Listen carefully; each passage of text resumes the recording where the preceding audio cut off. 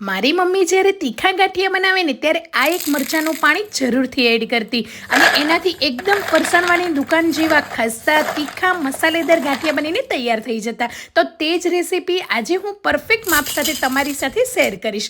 તો તીખા ગાંઠિયા બનાવવા માટે એક વાસણની અંદર 500 ગ્રામ જેટલો ચાળેલો બેસન લઈશું અને એમાં આ રીતે વચ્ચે હોલ કરી લઈશું. સ્વાદ પ્રમાણે મીઠું, 1 મોટી ચમચી અજમાને મસળીને એડ કરીશું, અડધી ચમચી હળદર, 1 મોટી ચમચી કાશ્મીરી મરચું પાવડર, અડધી ચમચી કાળા મરી પાવડર, 2 ચમચી કસૂરી મેથી અને ચપટી ખાવાનો સોડા એડ કરીશું. 2 ચમચી તેલને એડ કરીને લોટને સારી રીતે મિક્સ કરી લઈશું. હવે 2 કપ જેટલા ગરમ પાણીની અંદર 3 ચમચી મરચાંની પેસ્ટને એડ કરીને ઢાંકીને 10 મિનિટ રેસ્ટ આપીશું અને હવે એને ગાળી લઈશું. તો આ તીખું મરચાંનું પાણી એડ કરવાથી ગાંઠિયામાં એટલી સરસ તીખાશ આવશે અને તમારે સફેદ મરી પાવડર પણ એડ કરવાની જરૂર નહીં પડે, એટલા સરસ બનીને તૈયાર થઈ જશે. લોટને એ જ પાણીથી બાંધવાનો છે. તો આ રીતના સરસ એવો લોટ બંધાઈ જાય એટલે ઉપર થોડું થોડું પાણી સ્પ્રિંકલ કરીને લોટને સારી રીતે ભેગો કરી લઈશું. જે ફરસાણવાળા બનાવતા હશે તમે આ રીતે જોયું જ હશે. હવે સંચા કે જારામાં તેલ લગાવીને લોટના મિશ્રણને એડ કરી લેવાનું છે અને ગરમા ગરમ તેલની અંદર ગાંઠિયાને પાડી લઈશું. થોડા એવા ક્રિસ્પી થઈ જાય એટલે આપણે તેલની બહાર કાઢી લઈશું. તો એકદમ સરસ એવા તીખા, ચટાકેદાર અને મસાલેદાર ગાંઠિયા તૈયાર છે. તો તમે પણ મારી મમ્મીની આ રીતે જરૂરથી તીખા ગાંઠિયા બનાવજો. એકદમ ખસ્તા અને મસાલેદાર બનશે. અને આ ગાંઠિયા ઓડી પેપર બેગમાં ભરીને બહારગામ પણ લઈ જઈ શકીએ છીએ, જેથી એકદમ ક્રિસ્પી રહેશે.